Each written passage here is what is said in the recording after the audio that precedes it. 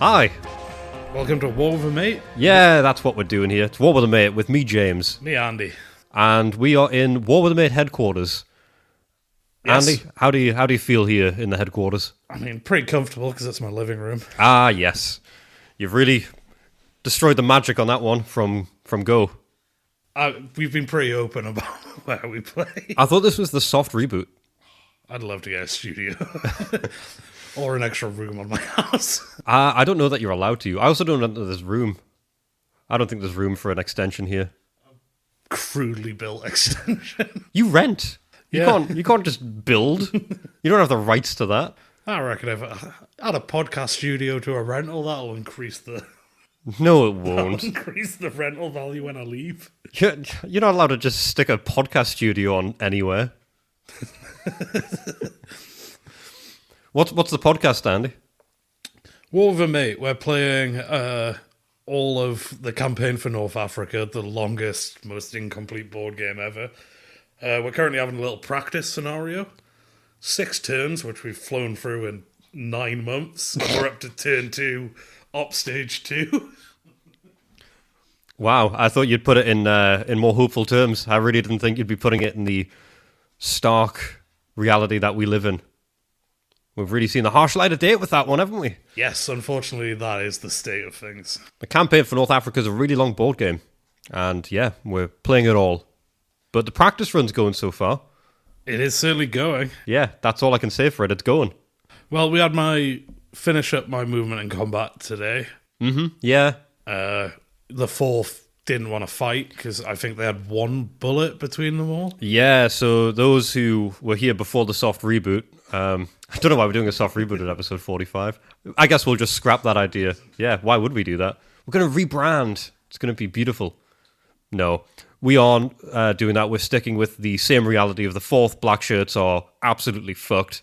They were boxed in by the 7th Armoured Division and friends, and when they were approached, I had 1 ammo point between them all, which put me in a fairly unique position, one that I'm kind of pleased about.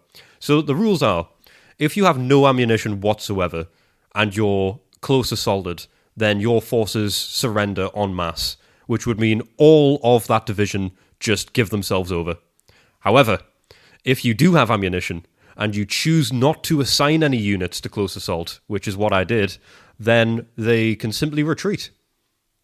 That's what I did. I retreated a humble 3 hexes away, which is what I was allowed to do, and then I retreated that little bit more.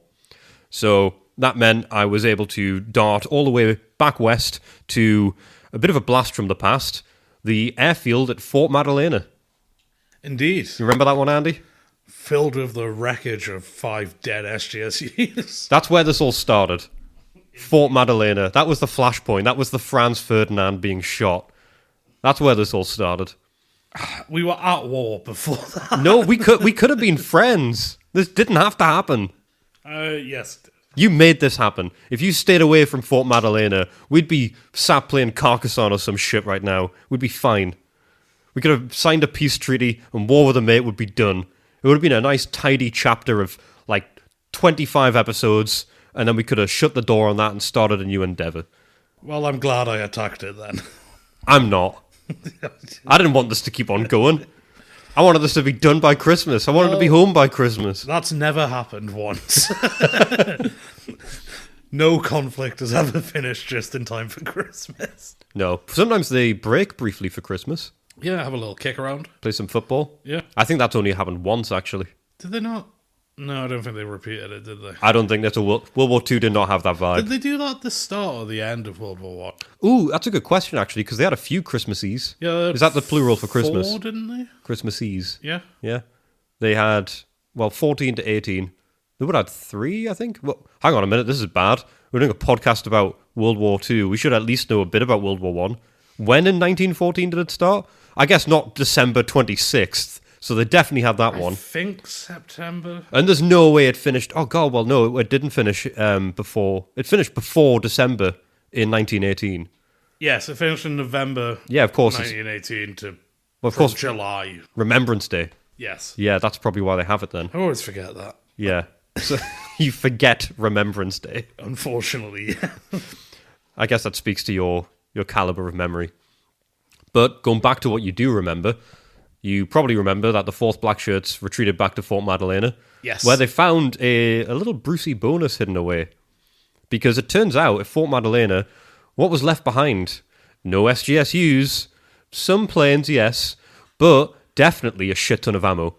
Which I should have just taken when I was there. I forgot airfields were also supply dumps, I guess, while I was there. They are, and we checked the rules, and it does specify that land units are not to use the supply resources at an airfield unless in case of emergency. And it then goes on to say it is down to the players to define what an emergency is. And you said it was an emergency, and I didn't fight you on it. I would define this as an emergency. The 4th Black Shirts are in an emergency situation. They've been out in the boonies being absolutely destroyed by your guys. They had a single ammo point, which I think is... A ton of ammo. I think it might be 4 tons, you know. Because I think the conversion rate for shipping... yeah. I think it's 4 tons of ammunition. It doesn't quite make sense, the ammo, in terms of like what a tank and an infantry battalion and a plane are all using.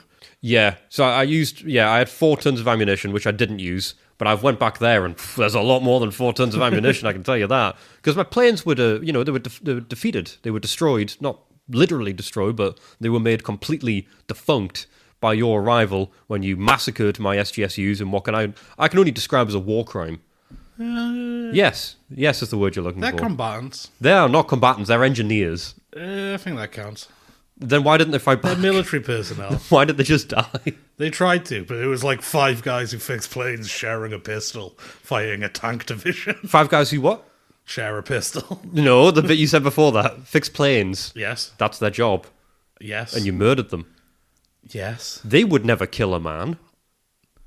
The gun was there for show. You try to get up on a moral high ground that doesn't work. I guess, yeah, while I'm talking about where the Black Shirts went, I probably shouldn't be trying to take a moral high ground. No. Yeah, I'll walk away from that one. So those fascist elites who beat people up with fish, did they have... That was one guy, and his friends, and his Who are message. these guys? All right, fine, you've walked me into a corner. Pigeonhole me, why don't you? Fucking hell. Yeah, okay, the Black Shirts are bad guys. And the SGSUs, I guess, maybe by association, were not pleasant guys. Whatever, they're dead. They've been dead for months in real life. In the game, they've been dead for like 4 weeks. They were the first casualties. They were. Twice, I think. Oh, no, I think it was a different one that we did the erroneous one on. So yeah, they've been killed, which left a bunch of ammo behind because I couldn't put that into my planes. So now the 4th actually have a shit ton of ammo. No food, though. Well, yeah. I guess if we're going off that, then they are resource shy. But truck convoy is coming up because we wrapped up all of the movement today. Yes, so I guess before that, what did you do on your movement? Not much. No, you didn't have a page full of stuff. No. I'm just finding my notebook. Where did I put? Oh, it's down here. Look, a hastily written down common ground idea. That will come in handy later. I'm going to have to lose that page, by the way, so I hope you like me making up a common ground on the spot, because I've had to turn page to somewhere else. That's fine. Yeah, so I had, what's that, 1, 2, 3, 4, 5, 6, 7, 8, 9, 10 bits of movement. Goodness me. So, shall we fly through what that movement consisted of? I guess a general overview, you were moving stuff east. Yes, as is the game. Yeah. I've pushed the wall east. You have. I decided to do a bit of a blanket movement, really pushed east. For those that remember last time, I started to make a little push along the northern road. That little push has continued, and it's a fairly sizable push. So I moved that group of 3 pretty sizable groups further east, which includes an entire team of tanks and 2 more or less division-sized. Yeah, 1 actual division and 1 sort of junior division. Is your tank one set up nicely or not? It's set up nicely. For combined arms? It's ready to go. Okay. It will not feel the detriment of the combined arms effect. You will not be fighting them in a situation where the combined arms is going to detriment me. I will promise you that. Okay. So they've moved along. They've made a wall 3 hexes wide, covering the northern coast hex down 3. So that puts you in a tough position. Yeah. You'll either have to move through rough and then try and get round a zone of control, which is just a bad idea anyway. Or just let me continue to march forward. Or fight them. Well, no, you wouldn't do that. That's crazy talk, Andy. Come on. We're sensible men. Indeed. So they've pushed forward. I also decided it would be worthwhile bringing along the 1st Libyan Division. I mean, makes sense. They're one of your biggest divisions, correct? They're definitely up there. Are they... They're not very good. There's a lot of them, but they're not very good, right? They're not specifically talented compared to others. Their close assault ratings aren't super high. Yes. It's the toe points that they bring. It's not the close assault rating that they bring. It's also my understanding of the Italian bad supply situation overall. It was supply Italian people first. Sort out our locals, soldiers second. See, you say that because I've taken a different approach of supply nobody. I guess it's a different and more complete kind of evil. Yeah, well, it's not evil, it's negligence. I don't think negligence is evil. I think it's bad, but it's not evil. Yeah, because if it's willful neglect, then yes, I guess it's evil. If you neglect, if you don't feed your dog for 2 weeks... That's evil. Yeah, if you're choosing to do that. If you're incapable of looking after it, that's not really on you. It's really bad. Either way, you've got a dead dog, so... I think endpoint's the same. The endpoint is bad situation. Yes. I didn't do this on purpose. Why would I do this on purpose? I didn't understand the rules of the game, Andy. So that was not on purpose. However, the 1st Libyan, they were refreshed. I've got flesh on the mind, Andy. Doing a cannibal thing. Cannibal Hector. So I have replenished their food a couple of turns ago, a couple of stages ago. So they actually have a bit of food. So when they're marching over there, they're actually going to be able to help. That's always a positive. Turn? For a turn, yeah. That's what I need. Okay. I can get them to do all of turn 3, and then after that they can start to starve. Oh, okay. That's all that needs to happen. Okay. So less of that. So they've joined along. Whereas some of the others in the area, the 62nd Mamaria, never get that right.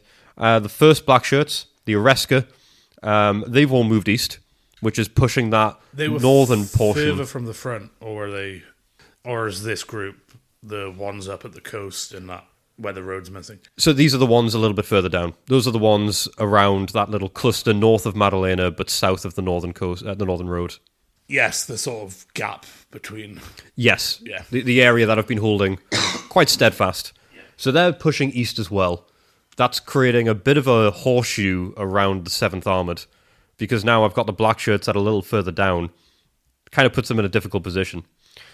Some other interesting movement that I put forward was 5 guns that are motorized. Indeed. I've moved along to find your bandits, the ones that have been running amok with my trucks. Yes. The ones that you've pushed real far west that are now lingering dangerously close to the Brook.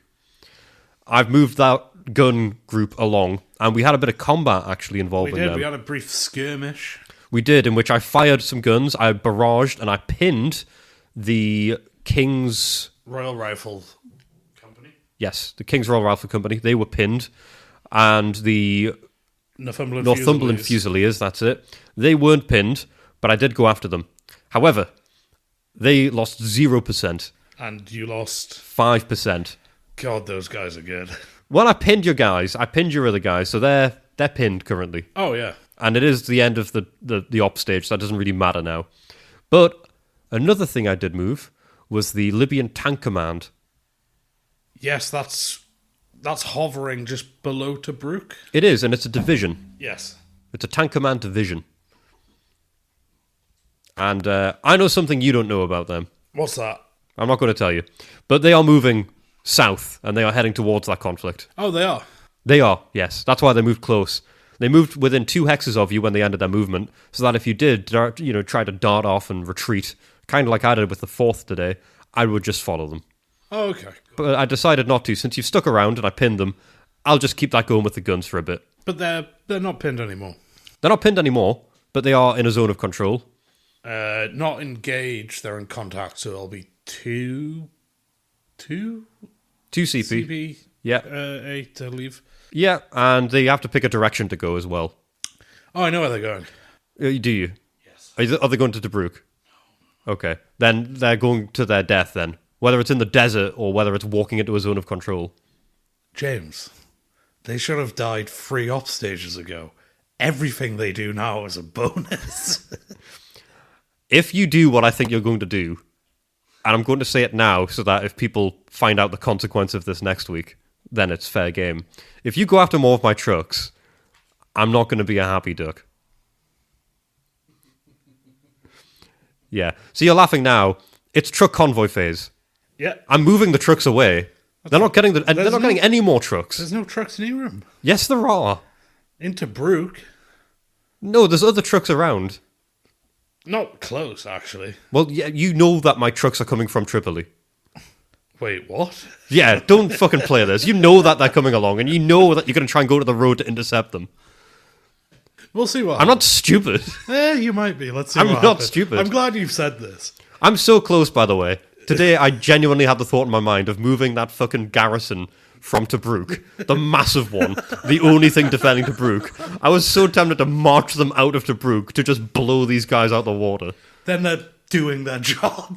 They're not. Their job is to defend Tobruk, not abandon Tobruk. Oh, no, sorry. I mean, my guys are doing the job. Oh, right. Sorry, I thought you'd misunderstood my guy's job in Tobruk. If they dislodge 3 divisions, I think they're collectively 800 guys.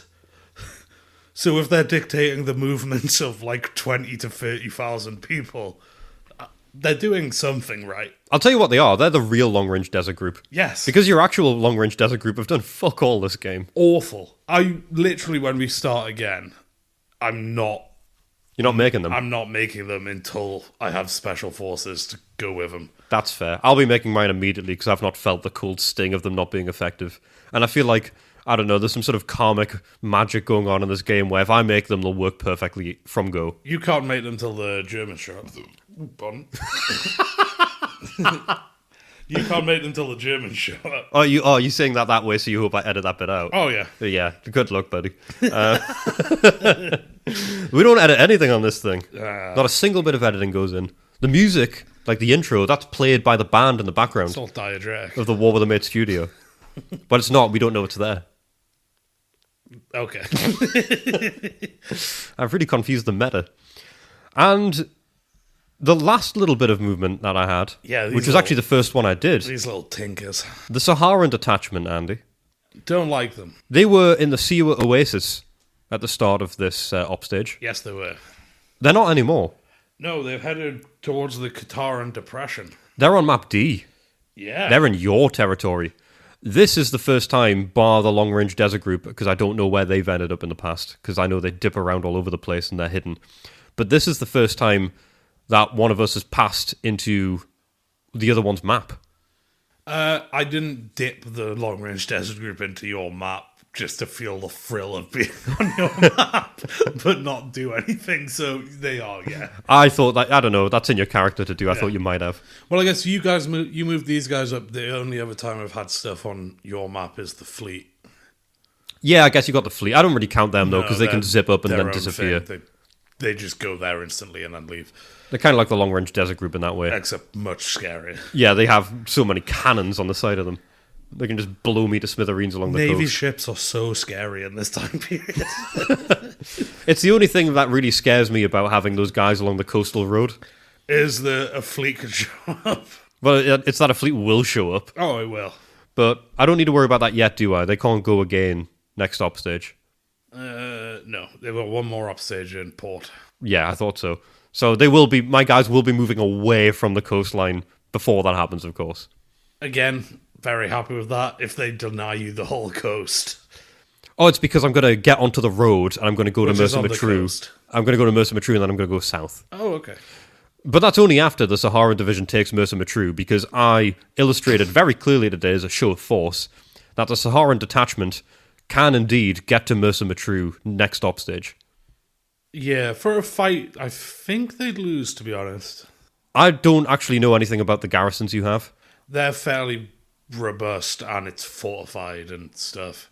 Yeah, because we've not actually had a fight at a major city yet, or any settlement. No, the closest we've come to terrain being involved is you got a boost last off stage because I was fighting into rough. Yes, Yeah. Taruf, of course, is the sister town of Tobruk. What? I thought I'd get a bigger laugh. Why? I don't know. I thought we have like a live studio audience. No. Is that not part of the soft reboot? No. Live studio audience. We should bring in like a mystery celebrity guest every week and have them sit on the sofa over there. I'd love it if we could have a guest every week. Not even a guest we use, if we're big enough to disrespect a celebrity once a week. Well, perfect. We've got one here now. Look at him. You see? Do you recognize who that is? No. You don't know who that is? I'm disrespecting him. Oh yeah, like that's it's called. Who is that guy? It's called negging, isn't it? Yeah. Yeah. Come on, have a seat down. Have a seat down. You know what? Actually, for the budget, we'll just keep the same celebrity here each week. Okay. So you can sit over there. We're not going to talk about your job or anything. No, don't get up. It doesn't matter if you need the toilet. You need the toilet all you want. Sit over there. There we go. We'll keep him over there. We'll get back to him later. He's always trying to go to the toilet. It's not Jeff Goldblum. Let's not overbloat this. We know it's not Jeff Goldblum. You wish you were Jeff Goldblum, buddy. Anyway, you sit over there. Be quiet. Don't say a word. We'll keep them over there. So now that's over, that distraction, that was the last bit of movement I did. The Saharan detachment can reach Mersa Matruh next stop stage if I want them to. Yes, which is a big worry.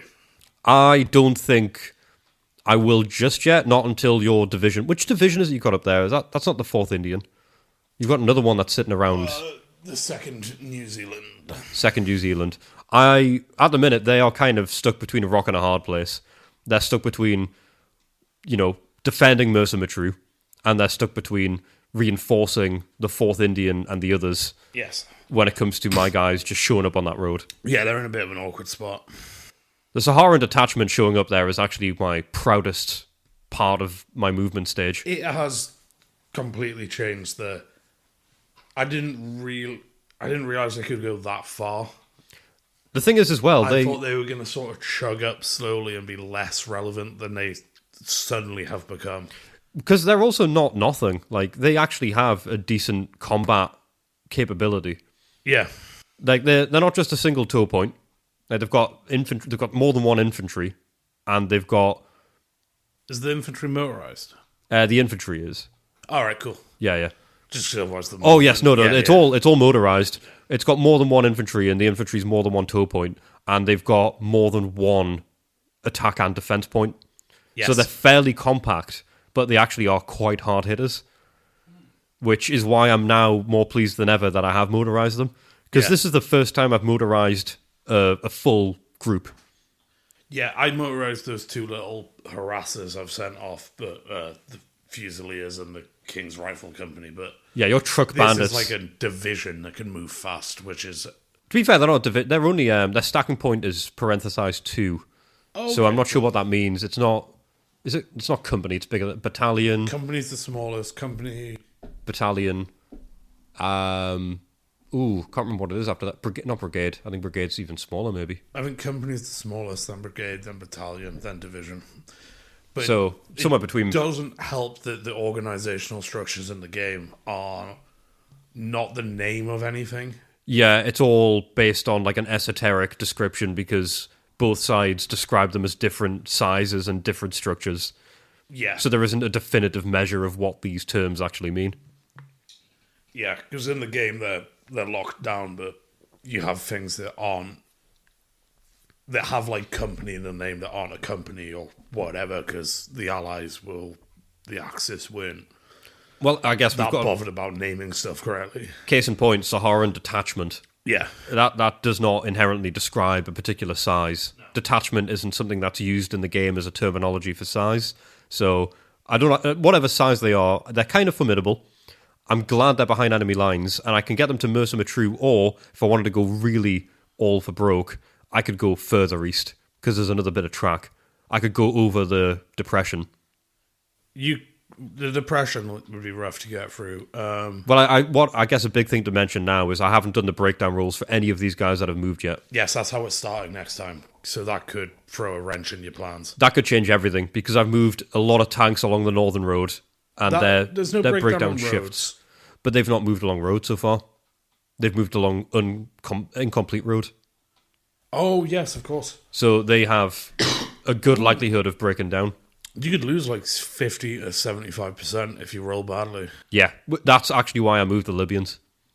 My thought process was, if I lose a bunch of these tanks, These guys step in. yeah, I don't want to have them drop out the fight completely. I'd rather have some more guys show up. The only saving grace I have is if they break down, I have more tanks on the way that are being repaired, and it's the same type of tank. Oh, fits in nicely. And I can also move those guys along the road back to Tobruk, and they can get repaired relatively quick. Yeah, because it's Tobruk a repair station. Yes. It's considered a temporary one, though, or a minor one. Yes, yeah, so whatever the small one is. Fix it at temp. It doesn't. It fixes a smaller number, I believe. Yeah. So it's like 3/4, I think. Yeah, I can't get a whole lot back, but overall, I decided to garrison this group with the first Libyan. Yeah. So I've got a lot of breakdown I need to roll. It can cause real trouble for, I guess, them, the tanks. It can cause real trouble for the Saharan detachment, because they haven't had to use any stores yet, because they've been in oases so far. Yeah. But if they break down with trucks now, they're motorized, and they don't have a whole lot of extra trucks. So if the breakdown starts to kick in, I'm going to have to choose who I'm leaving behind. Oh, because would you leave infantry behind and take supplies, or would you leave the supplies and like make a lunge for a supply point? I think, and this is very candid, it's the practice game, which is why I'm comfortable saying this. I think I would, to be honest, send infantry in for a mad dash. Yeah. Try and grab some of your trucks. Yeah. I'm going to do what you're doing on my side, but a lot more bold. Yeah. I mean, the advantage I have compared to you is, I mean, I've got a lot less stuff, which means my supply stuff is spread. I can go city to city. Yes. Which is a big boon, and then go from city with my last line of second line trucks, go from city to unit and back most of the time. So I don't have a lot of particularly exposed trucks. Well, you do have one particular convoy of exposed trucks. It's the one that's actually around Mersa Matruh. No, it's in Mersa Matruh, I think. Well, I know it's definitely around there. I think it might be off the actual tile because it's in one of the like sticky note bits, maybe. Oh, that is Mersa Matruh. Yeah. So yeah. I knew it's around that area. But what my thought process is when it comes to the Saharan detachment is you need to move those trucks to reinforce and resupply your guys to the west. So if I can get the Saharan detachment on that road... It causes a huge problem. Because what I can do, break some guys off, zip them along the train line, which I can use any point further west. I just zip them along the train line to where your trucks are, and then I just hop up and get your trucks. The train line ends at Mersa Matruh. Does it not go further west? No, I can build it. Ah, right. In that case, scratch that. Yeah. That's not a plan that'll work. It's a nice one in theory. Okay, I'll have to bear that in mind then. Ah, okay. Fair enough. I can still stop you from getting stuff to Mersa Matruh if I get further east, but yes, that's going to be difficult. But I guess it's by the by. It's all hypothetical. But I think it'll be a very interesting offstage next time. Well, I was about to ask, yeah. So what are your thoughts for the next offstage in broad strokes? I know exactly what I'm doing. Wow, okay. That's, yeah, fair enough. I don't want to mention it because aircraft could fuck it up and that happens before movement again. Yes, I also rely on aircraft because what I have found is I was having a cursory look at my convoys. I can do a bit of a Hail Mary, and I've got an aircraft plan which might change stuff, but it's also, of course, dependent on what you pull off. I have an idea as to what you're going to do with your aircraft, and I'm going to put the guess out there that I think you're going to go for the that little wall I've built along the northern coast. I think they're going to be hit with some sort of aircraft, whether it's bombing or strafing, I'm not sure. And I also fear that you might try and pin some of my guys around Fort Madalena and slip the 7th Division behind them. So that's kind of what I'm feeling. Maybe even, if you're feeling particularly cheeky, try and pin some of the guys around your truck bandits and then get them to start fucking around and moving all over the place. Yeah. Those are my 3 areas of concern, I would say. Yeah, I think the 7th are in a tricky position for me. They are, because they're kind of in the middle of nowhere. They've freed up now. I'd say they won their sort of conflict with the 4th. Well, they came in, they took out the guys, the SGSUs at Fort Madalena. Yeah. They drove off the 4th after skipping back out and going into combat with them. The issue is now they are stuck in the middle of nowhere. They have no supplies coming into them. Their current position does not really open them up for supplies. No. They can't really push further west because you've got a wall of like 4 divisions to go up against. Yeah. If they go back up north, they're getting involved in another fight when they're already kind of on the back foot supply-wise. They've got a full fight in them. Yeah, but one full fight at the moment. I've got a lot of guys that are ready for a lot of fights. Oh, yeah. So I don't think they're in a great position. I think the 7th might be in a retreat or Hail Mary situation.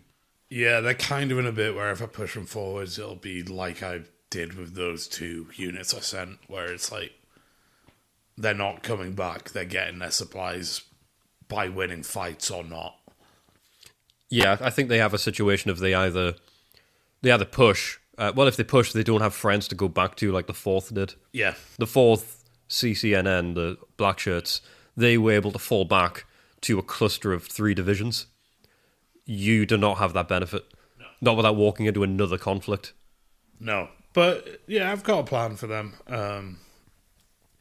I think this third I think op it'll stage. surprise you. I think this third op stage is going to be a real big one. Yes. I'm getting more and more amped up for that. It feels like it's building to a climax every single op stage now. I think this one is going to be a big op stage to see out turn 2, and I think turn 3 is where this will really crank up to 11. Oh, yeah. I think we're going to see some real bloodshed. I think turn 3 will actually see the definitive path of what the rest of this scenario will look like. Yeah. I mean, it'll be probably decided. Maybe not decided, but there'll definitely be a momentum. Yeah, I think that momentum's going to be won or lost on aircraft. Yeah. And it's all to come next time. It is. It's quite the... Because, yeah, we've got convoy stage and then we're into op stage 3. Yeah, it's a big one. They're always big ones, though. Bit of a spoiler, won't be giving you initiative. Yeah, I thought as much. But what I can hope for is bad weather. I wouldn't mind some bad weather. I want bad weather just on your maps. Of course, but... Well, we may have a potential of bad weather, but you know what we don't have? Bad company. No. All we have is good company, good news, good correspondence, good messages from our good listeners. So, should we have a little look in that mailbag? Let's have a little peek. So what is in that dusty old mailbag? Well, I say that, it's all digital, so it's not very dusty at all. If it is dusty, we should probably clean it. I should clean my phone. My phone's so old. Yeah, you need a new phone. I need a new phone. I'm going to get a new phone soon, actually. This is big news for me, because I don't get a new phone until like a 5-year span has passed. And what I like to get an old phone, like a sort of second-hand one, Yeah. and go SIM only. Oh, yeah. I think that's the best way to go. That's how I do it. Don't get locked new. Oh, you do that? Yeah. I didn't know you did that.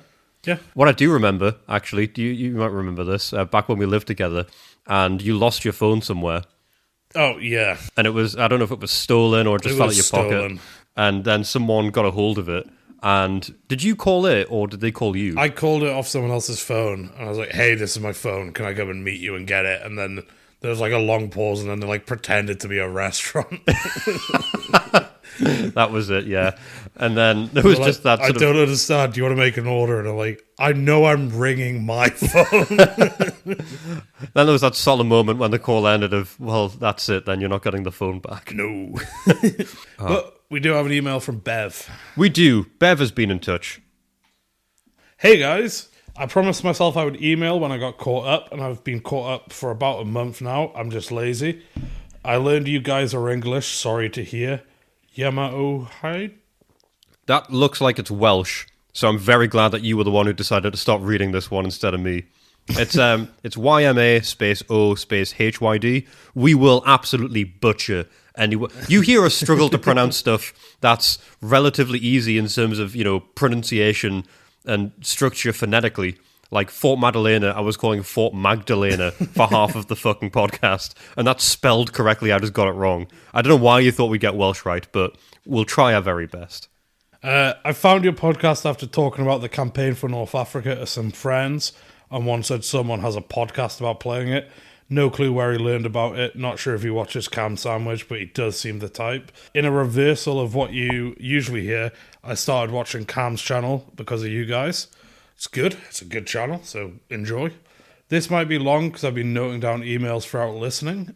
Firstly, I can't remember which episode exactly you talked about it, but I'm starting the email strong with the 9/11 to 50 Shades of Grey timeline.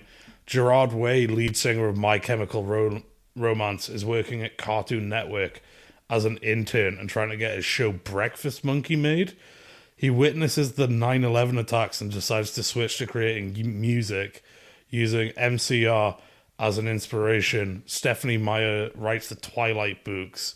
E.L. James then writes erotic Twilight fan fiction with a focus on BDSM, published online under the name Master of the Universe. Master of the Universe is then published as a real book named 50 Shades of Grey. And then he includes an image, a fun flowchart of events caused by 9/11. Yeah, this image follows a lot of the threads. You can evaluate how valid they are. Trivia side note, Gerard Way and Joe Rogan are related. Didn't know if that fits into the pipeline, but can't wait to see you guys on top of the podcast charts. Now, fun anecdote here. Well, not really anecdote, I guess, just very small fact, Bev. I've actually seen this picture before.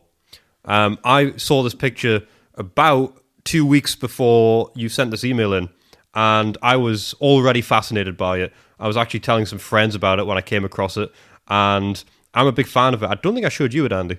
No, I'd seen similar, but it's what we will do is we'll put this in with the picture on the Instagram this week for the episode, so everyone can have a little look at it. You can probably find it if you Google it as well. But it does have some real interesting knock-on effects here from Gerard Way witnessing 9/11.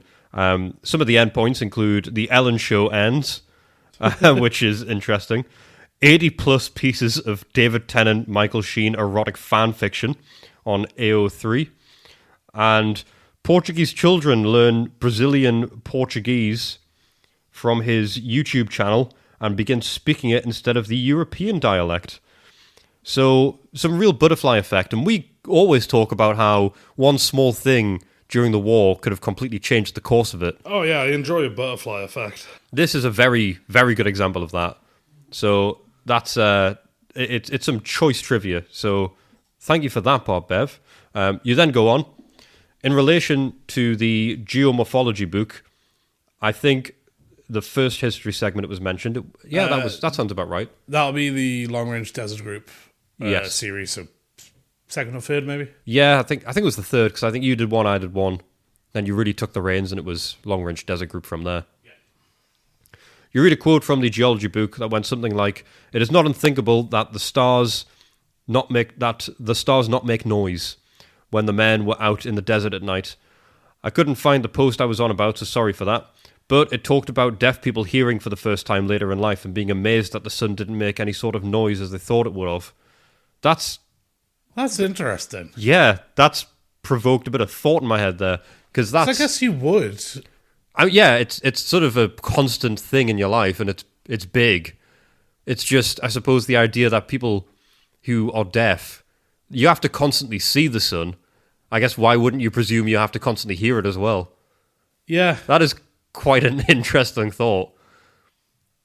Yeah, that's actually left me with a little bit of nuance in that, actually. I like that thought. I will actually have to look into that, because that's kind of cool.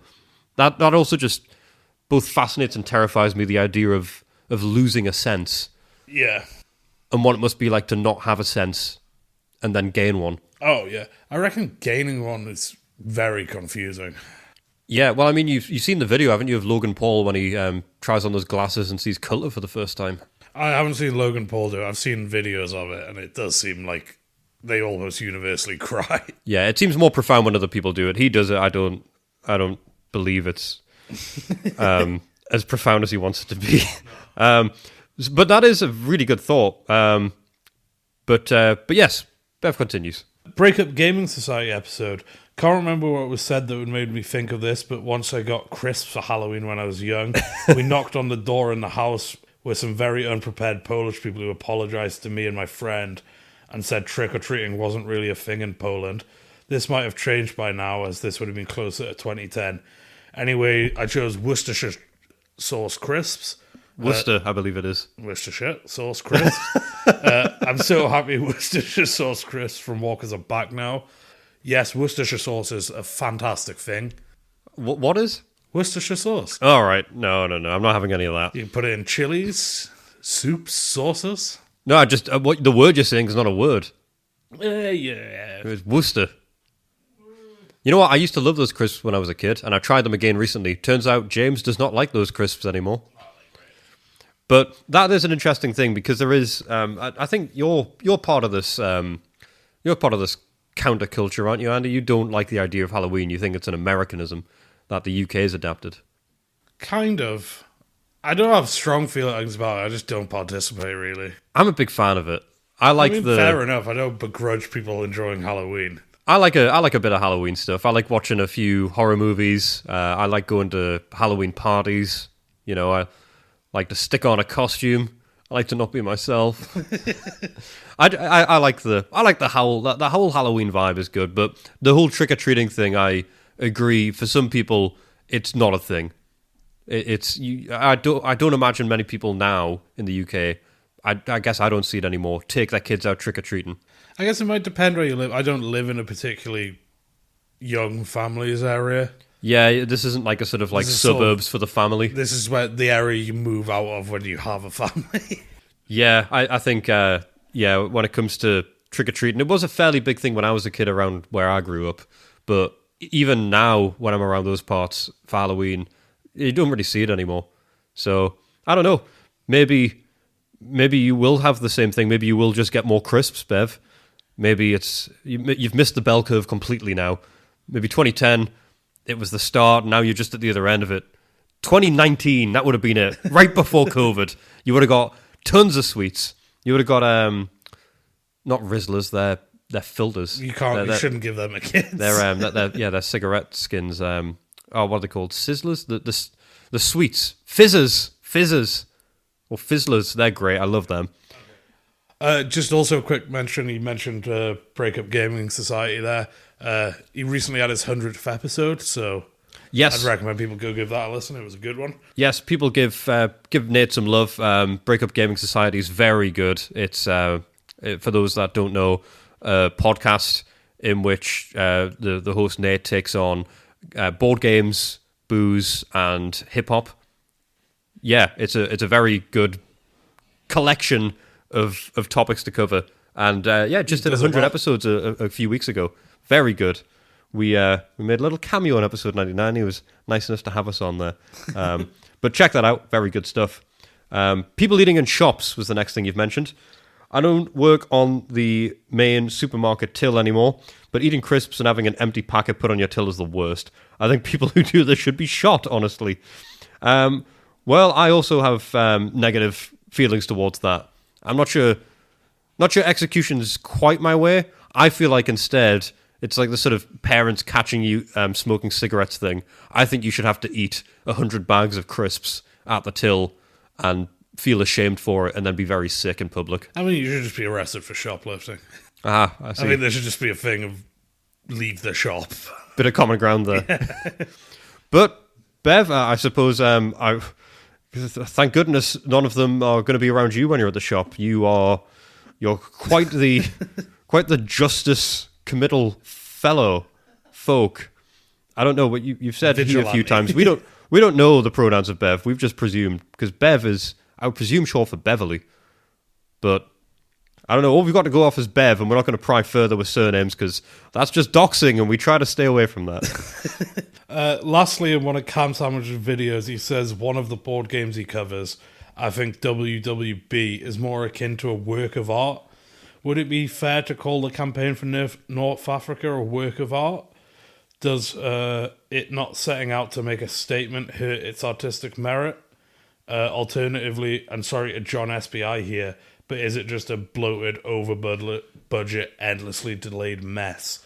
First of all, one of my favourite sort of jokes in there is John and then the name of a piece of media. John Halo. Yes. Great one. Love that. So great little reference there. I think it actually does set out to make a statement, which is to mock overcomplicated. It seems to be that part of its intention was to be like, oh, you guys like complicated games. I'm just going to do the most complicated so you can all stop I think so. arms race. I'll be honest, I think John SBI, or Richard Berg as he's known to the common folk, I think he fell into the same kind of trap we have, where it's a case of this game's a joke, and then get too invested in it and go, actually, no, I'm very now invested in finishing this game, except he was finishing designing it. We've went the other way, we're finishing playing it. Yes. I think we've got now too invested in it. We're now excited about it. So I think it has went to... It's went to the boardroom with the intention of being a statement, and it's ended up being a statement. Is it art? No. I mean, it depends how you define art. I guess, yeah, it rather does. than the game. But Yeah, I don't know that I'm ready to call it art. I think it's impressive, but I think art needs to have a bit more... I was going to say more nuance, but it does have a certain feel to it. I don't know. I'm on the fence on that one. I will have to get back to you maybe in a year's time or so. It's something. yeah. It's the reason for this podcast. So I guess there's that. It's inspired this. We put this together because we found the game. And it's caught people's imagination. It has. I can't imagine anyone's decided to listen to us on the premise that it's us talking and not the board game being the center of the project itself. Yeah, and it gets mentioned very regularly as people discover it and find out how crazy it is. Yeah, so I think, it is... It's something. Yeah. It really is something, but I don't know if I can call it art in good conscience. But you finish off.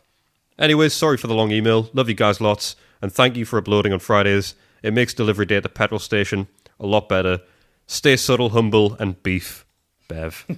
I love it. A nice callback to our good old meat friends. And not meat face. No. Should we get to meat face? I guess that's a perfect transition. But thank you for the email, Bev. Very long, but very good. We like a long one. Not as long as the last one either. We're getting a real stride of long emails, but they've been nothing but good. But thank you for that. Great questions, great points, and great segue. Meatface, ABC. Andy, let's dip back into the past. Heathcliff was the cat's name. I forgot the cat's name from the Meat comic. Heathcliff. That's a throwback. Sorry, that was playing on my mind.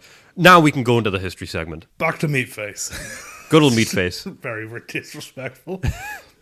You better try and pass the examination, he said. It doesn't matter if you pass or not. You won't leave the Scorpion. Oh, are they talking about the frog? No, they're talking about his new ship. Oh. The Scorpion, which he's in command of. Oh, well, if anything is to be learned of this tale of the Scorpion and the frog, let's hope he's not a frog. No, he's not. He's very much not. The Scorpion's only 3 months old at the time. It's a destroyer. Little baby ship. Yeah, 900 tons, 1 4-inch gun, 3 12-pounders, and a couple of torpedo tubes. Big birth canal. What? It's a baby ship. What are you talking about? If you were birthing that ship... No one said that. I said that. I was making an analogy to childbirth. What? Because it's a baby ship. It's not. Okay. You get on with your history. Hell. It is coal burning because oil-based ships are coming in at the time, but Britain's not making a bunch because they don't have their own oil reserves. Oh, foreshadowing. Coal is worse than oil in most ways. What a controversial political statement you've just made, Andy. Yes. So a couple of notable events coming in. The mention of him going back for training. He has to go back to Portsmouth briefly because he's been on there for 3 years, and they set up a thing saying retroactively destroyer captains, which he is now, need to go and receive some special training. He just tries to ignore that until the Admiralty sends him a direct letter being like, go do the training. Classic workplace training. Yeah. Also during this time, he ends up in another court of inquiry because a civilian merchant ship crashes into the ship he's commanding. The watchman mistook the lights on that ship for a more distant convoy. Their ship's kind of fine. The other ship completely fucking destroyed. But the Admiralty does just pay for it because it's on them. Is it just me, or is ABC going off the rails the more this goes on? It seems like he's having worse and worse luck. Kind of, yeah. I think he's not a stickler for rules he doesn't agree with, I'd say. Yeah, kind of reckless abandon towards anything beyond what he really wants to do. This wasn't his fault, to be fair. Yeah. But it's happening around him. Bit like the train crash, not his fault, but he's there. Yeah. Another example of him getting around stuff is the commander of the fleet at this point. They're in the Channel and the North Sea here, but the commander says they must walk a certain distance every week to like maintain physical fitness. Some may have cheated, but we conformed by walking to Ipswich on Saturday afternoon, having a good lunch at the Great White Horse, one of Pickwick's inns, and then returning by bus. So that's how they're doing their mandates. Traveling and training. I mean, yeah, if you do what you love, you'll never work a day in your life. Oh, yeah. There's another fun incident here, which is in the part of a historic military tradition I'm starting to uncover, which is unofficially requisitioning stuff from your own side. So his ship needs paint at one point, but they don't have it. So he sends, during dinner hour, 12 of his guys to this other ship to basically steal the paint. As they're coming back, a dockyard constable comes up to them and is like, "What's going on here?" The stoker petty officer was a man of ready wit. "That's all right, Sergeant," he said without batting an eyelid. "It's like this. These men are in the rattle. They're defaulters." "Defaulters?" the policeman said. "How do you mean?" "Yesterday, these chaps were painting the Scorpion's funnels. They dropped paint all over the deck, so as punishment, the captains ordered each of them to walk around carrying a drum of paint for the dinner bell." So his guy just lies to the police while they're taking all this paint. Yeah, this is a punishment. It's not a theft. So they continue training until they're sent to the Mediterranean for training exercise. This is meant to last a year, but they're in the Mediterranean in July 1914 when war breaks out, World War One. So they don't come back. But they do get a Christmas at war. We know that. They do. And they've been training very heavily for this. Just to give you a sense of this, this is them refueling, describing them refueling the coal on the ship.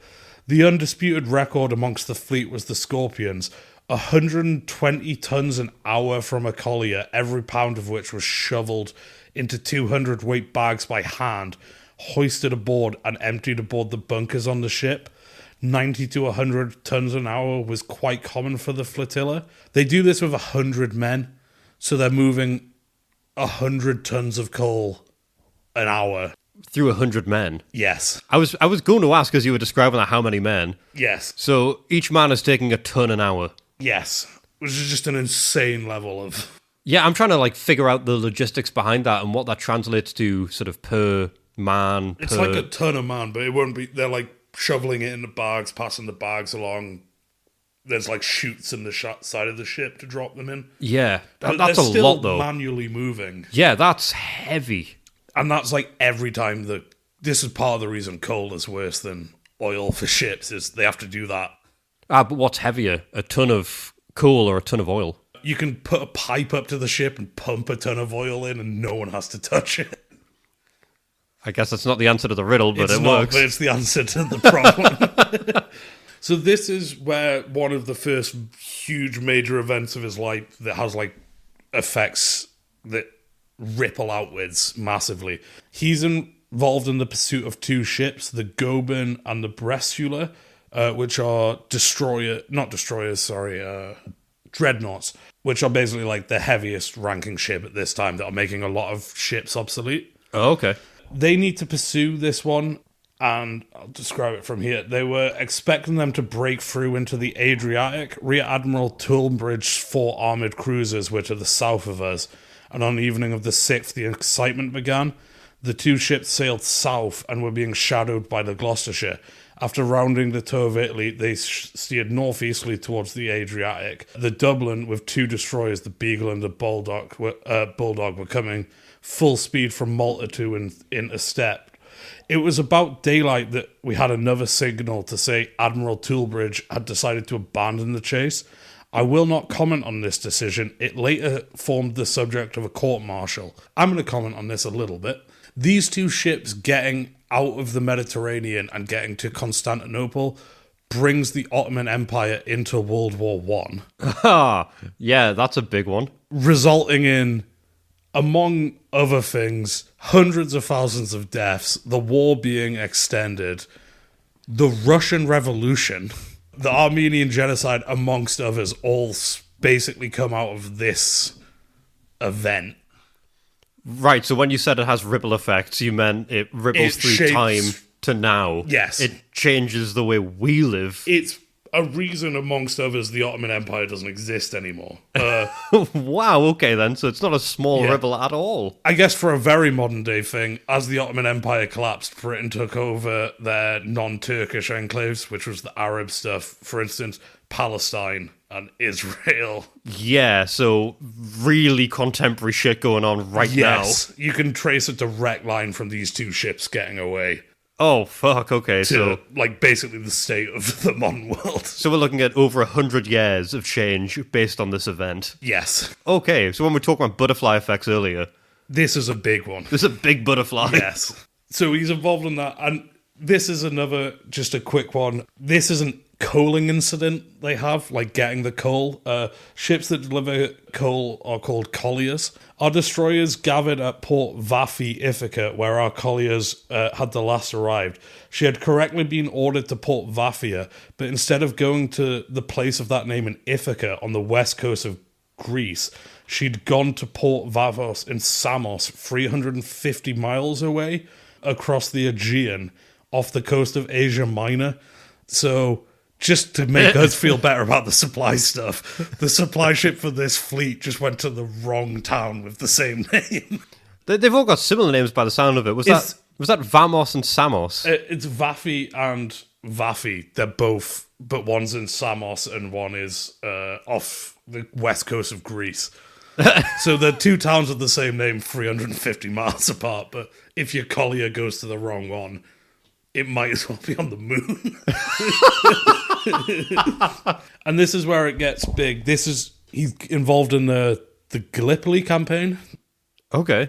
Is that another board game? No, that is a major assault in World War One. You know where the Mediterranean goes up to the Black Sea? I don't know if you can pick. You know that narrow strip? Yeah. I know what you mean. It's the battle for that. They're trying to take over it. It's called the Strait of Dardanelles. Okay. So, at first, it's a boring assignment to the point where some of the crews on the ships, they're just patrolling the entrance for months. Some of the crews set up a monthly newspaper called the Tendos Times, which they print on the ships and distribute to the other ships. One of the editors is Charles Dickens' grandson. Oh, wow, okay. We've got a lot of big characters in. Oh, yeah. I was looking for this online because I really wanted to see this as like a slice of life, but I couldn't find any that you even needed to be like a member of the library or buy a sketchy book off Amazon for 50 quid. So if anyone has access to any of that, please, I'd love to see it. But war's officially declared on October 31st against Turkey. 48 hours before that, they are sent to investigate and stop a Turkish mine layer. They have a chat with the Turkish officer, which doesn't go well. As he's rowing back to his ship, he gives a hand signal, and the ship they're looking at as a suspecting mining ship just bursts into flame. That's not subtle at all. No, they help it to the bottom with their own guns. Another amusing incident happened at a small place where the Mosquito, another ship, went for some purpose or another and sent their whaler ashore. A Turkish officer came riding full pelt down the jetty, pulled up suddenly and shot gracefully over the bows of his charger headfirst into the sea. He was retrieved by the Mosquito's whaler. So some guy just barreled off the edge and ate shit. Yeah. So they're continuing to patrol this strait, and it's a particularly bad winter in the Mediterranean as well. Visibility's down to like 25 feet. 25 yards, sorry. So like ships are like almost bumping into each other. It's like really hard to keep position and stuff. But they do get some time off around early December for that early Christmas break. The respite was very welcome, though needless to remark, both officers and men ran a bit wild. The palm went out to Sub-Lieutenant of the Grasshopper, an irrepressible young man who drove round the island half one night, shooting at dogs with a service revolver. His prank made him most unpopular with the authorities. That's not a prank. No. We just talked about earlier on, not feeding your dog for 2 weeks is neglect. Shooting your dog with a gun is not that. It's not his dog. He's just driving around the island shooting dogs. Right, that's... For anyone listening who's confused by that, just for historical record, that's not a prank. You're just killing animals. Dick. So they need to get through this strait, but it's a nightmare. It's very narrow, it's heavily defended, and they've filled it with mines. These mines, Churchill afterwards called a recognisable part of the history of the Great War. Like, the fact they couldn't get through this strait because of the mines, again, changes the trajectory of World War One. It's crazy how many things there are. Like, yeah, history is shaped by single decisions. Yeah. On February 25th, however, when the weather was moderate, the modern guns in the forts at each side of the entrance were successfully knocked out by deliberate fire at 12,000 yards by four major capital ships, who then closed into short range and just hammered the forts to pieces. One ship was hit for trifling casualties. So once these forts are gone, they're trying to send small ships up the channel to get rid of the mines. Okay. And at the same time, they're like landing troops to move across the island to take out the forts so they can move ships up. Because they're in a sort of... They need to remove the mines to get the big ships in. But they can't remove the mines while all the forts and stuff are there. Yeah. So they're in a sort of catch-22, which is why they're like land people. So one of the landing parties was not seriously a port. Yeah, this is a description of what it's like in the Channel and just a naval warfare thing. At first in the destroyers, when we were fired at, we instinctively moved quickly and thought the ships were certain to be hit. But in very short time, we came to realise that the percentage of hits to rounds fired was very small. The sailors became strangely phlegmatic. I remember a leading torpedo man called Love sitting on the upper deck reading a wild western thriller in the sun. A shell from a big Turkish gun landed quite close, with an upheaval of spray and smoke. He looked up and remarked, "Another redskin bit the dust," and continued reading just his Wild West book, completely ignoring. That is desensitization to the max. To like an insane level. So they fail to capture the peninsula eventually, but before that, just a quick mention, they send troops ashore and they run into some problems. And this is just a brilliant character I'm going to mention, who only gets mentioned twice but is insane. Our whaler was in the charge of Mr. W. Thorogood, who spent several hours sharpening a service cutlass to a razor edge and was further armed with 2 revolvers. When they reached the beach, they found a nasty little sea, which made things rather difficult. The gunner ordered the crew over the side in the water to hold the boat off the shore. One weak vessel demurred, whereupon Thorogood seized and flung him into the sea, which clinched the argument. Our boat pulled twice into the shore under heavy rifle fire and brought out 2 officers and 11 men, of whom 2 were wounded. So she searched the beach for 2 hours. This gallant piece of work earns Thorogood the Distinguished Service Cross, and 8 of the people aboard the Distinguished Service Medal. So he went aboard with his cutlass, and it's just an actual pirate. Yeah, you're just describing a pirate here. Yeah. This man's a pirate. So ultimately, this is a failed campaign. They don't get through the strait, and they don't capture the Gallipoli Peninsula. And in December 1915, after 8 months of fighting, they're ordered to withdraw. Total Allied deaths include 41,000 British and Irish, 15,000 French, 9,000 Australians, 3,000 New Zealanders, 1,500 Indians, and 49 Newfoundlanders. Turkish deaths around 60,000. But he does get the Distinguished Service Cross for his service here, and he also does get a promotion for after 1918 for the end of World War One and the interwar period, which we'll pick up next time. So he may not see it as a successful campaign, but what he has done is been part of shaping history, which has had a ripple effect to even now. Yes. So, yeah, not a successful campaign, but a very impactful one. And a very formative one for him. He is basically excelling during all of this and like gaining attention and doing a good job at what he's doing. Yeah, it sounds like none of that was necessarily a faux pas on his part. He's actually made some real significant progress in that campaign. Yeah. It's just not enough to win. Yeah, going up this channel is just insane. If you like look at the pictures of it, it's like steep gorges with forts the entire length. It's narrow enough that guns can fire at the narrowest points at anything in it. And then it's also full of mines. Yeah, the mines really change the environment completely. Oh, yeah. You'll have to see if you can grab a good picture of that, and we could also put that on for this week's post on the Instagram. That would be a good one. I think he's actually got one in the book that he sketched, so I'll dig that out and send you it. Yeah, that'd be good. We'll put that on, because I can kind of picture it in my head, but I feel like it's going to be much more horrifying seeing the actual imagery of that. Oh, yeah. So he sketches as well. Is this his sketch, or is this just a sketch? It's of the map. I think he like annotated a map, but there's a whole page of like pictures of the ships he serves on at various times and like sketches of maneuvers and stuff.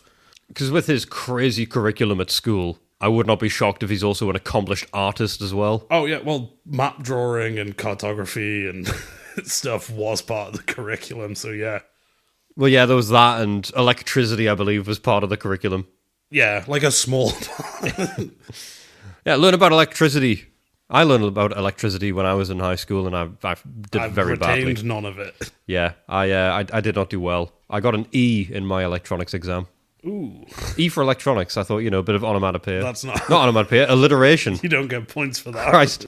Onomatopoeia. Funnily enough, I got the English bit wrong there, but I did do quite well in English. A B. It's not bad. Alliteration. For Binglish. History. What's it like? It's eventful. It's odd. It's impactful. What it isn't going to do, Andy, is save you from my fury.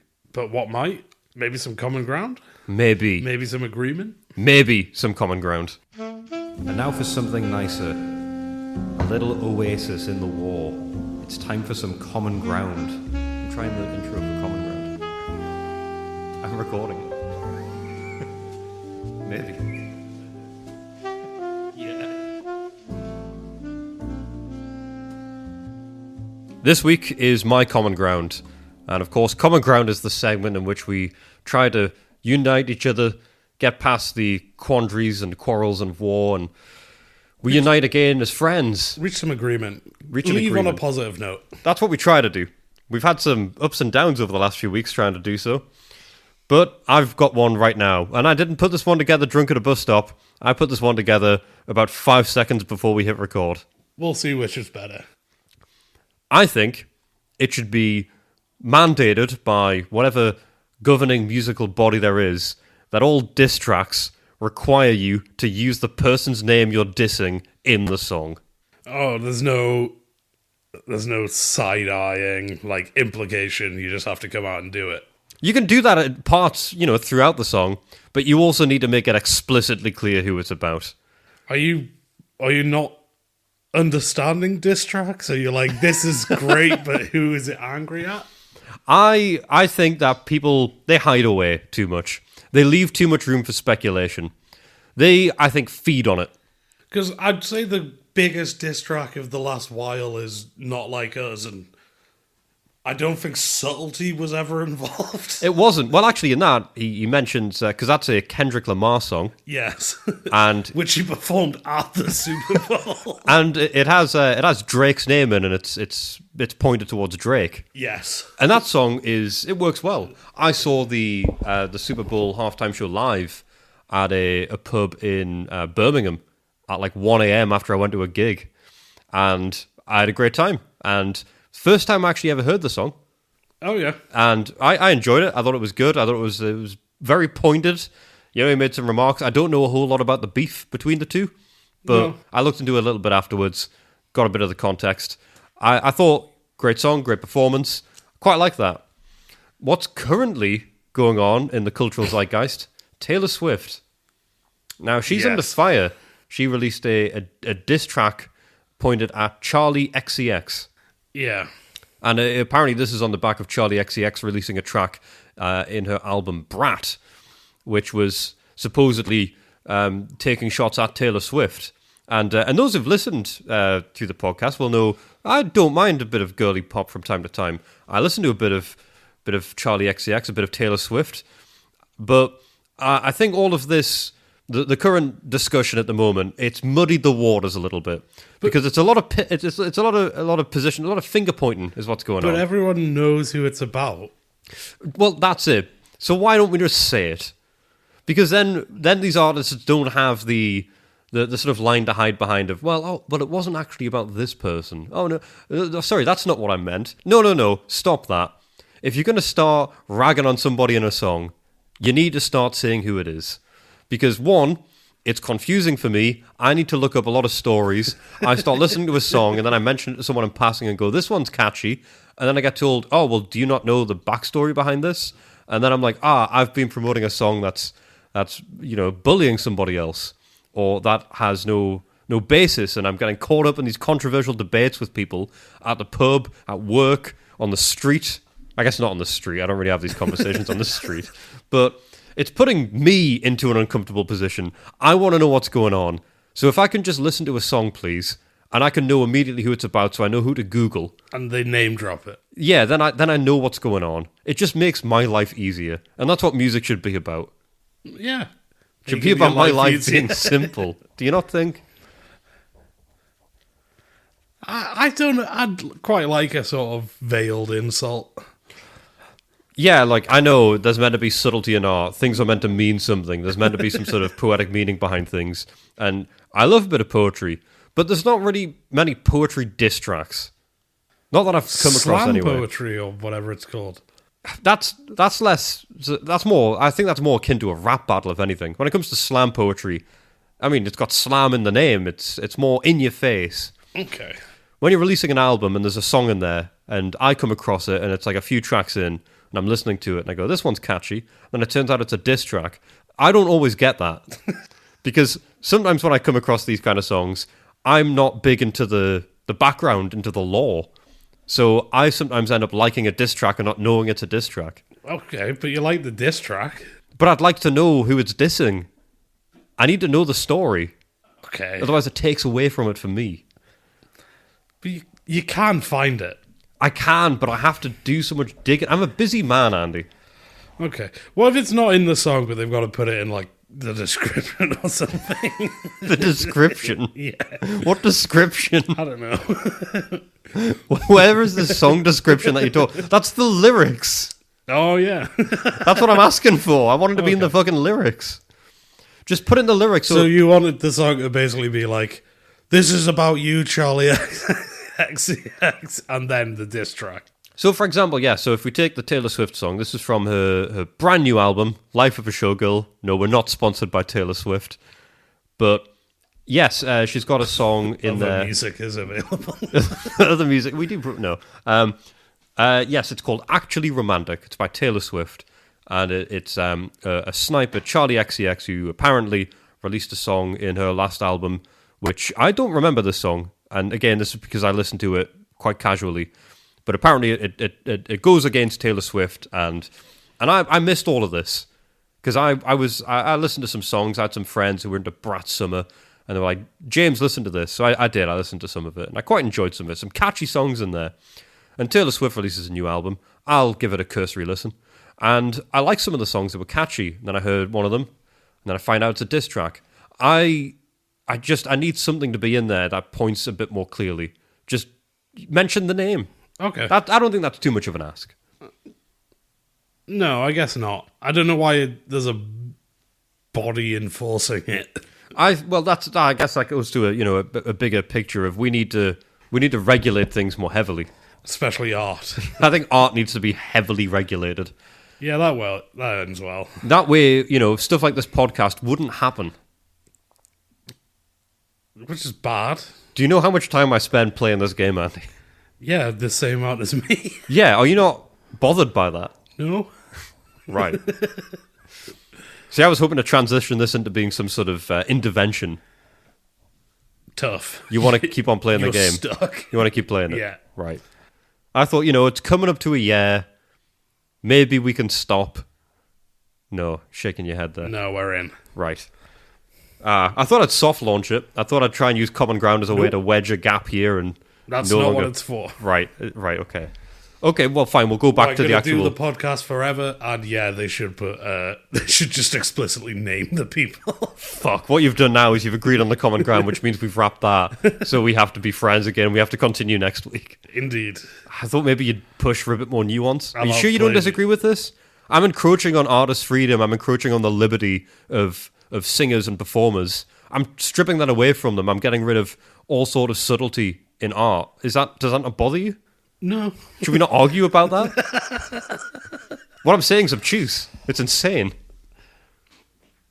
I will let you have it. I think it ruins the beauty of it. Then, The lyricism, the poetry, it's gone completely if we do that. so we can agree this is a bad idea.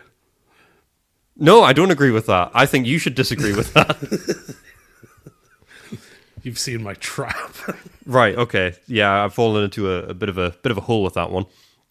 So we're going to regulate it then. That's dystopian. That's not nice. Or they should have to do it more. Like, if you're going to diss someone, it has to be a whole album. That's worse. That's actually the opposite of what I want. That's what I think Kendrick Lamar did that. He did a full album. Oh. I know, because Eminem, of course, is famed for it. Yes.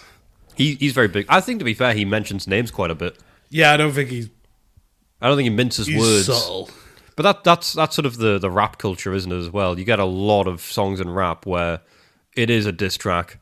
I think is that the origin of the diss track? I think it comes from battle rap Yeah, and then, like, leaked into rap. rap. Not to be confused with Rap Rat, a cursed board game. I'd say keep your diss tracks out of pop music. It's not what it's for. That's a good point. Well, I guess, you know what? That actually really touches on the focal point here. It's meant to be pop music. It's meant to be accessible to everybody. And if I'm coming in there and I'm blind and I don't know all of the lore and the background and I'm listening to a song, I deserve to know what it's about. I shouldn't have to read between the lines if it's pop music. Okay, so no diss tracks in pop music. No diss tracks in pop music is, I think, probably the way to go for this. Get rid of them. Because it also means if someone does want to do a pop musician wants to do a diss track, they have to genre switch. Which is good. Because I'm only taking pop off the table.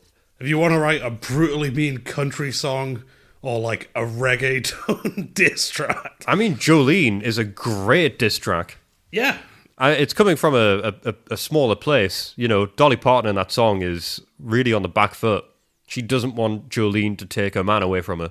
Yeah. It's kind of a plea, but it is a diss track. It paints Jolene in a bad light as a bit of a home wrecker. So I think, yeah, that if you're going to switch genre, then fine. At that point, I need to climb into the law. Yeah. You've went to the effort of changing genre. I should go to the effort of Googling the law. Yeah. I'll accept that. Okay. That for me is a common ground I can go with. So no more pop song, no more pop diss tracks. No, you have to switch genre or you just can't do it. Yeah. It confuses the people who are dipping their toe into pop music and it scares us off. I want to get into accessible chart music. I'd like to do that. But it's too complicated. But I try and do Nuanced. that. I go in with my hat in my hand and what do? They put a diss track in I don't understand. I've been trying to figure out the whole thing about this beef for like a week now, and I don't get it. No. I don't get it. I don't understand. They just seem to not like each other. Maybe. They should just all be friends. Why can't pop musicians just be friends? Where's their common ground? Yeah, let's get them in a room. The common Grammys. Hey, that's what they should do. That's good comedy. Is it? Well, before I start doing all of the good jokes and burning them all out now when we've got another 25 years to go, I guess we'll just wrap it up there. I'll save some of the jokes for next Keep time. your powder dry. Keep my powder dry. Don't want to wet my gunpowder like that pirate who clambered over the ship. No. Just charging onto a beach with a cutlass. I'm going to keep everything that I need dry in the deserts of my mind. And I would advise everyone else to do the same. And stay subtle, humble, and brave. And we'll speak to you all next time. Have a good night. Listening.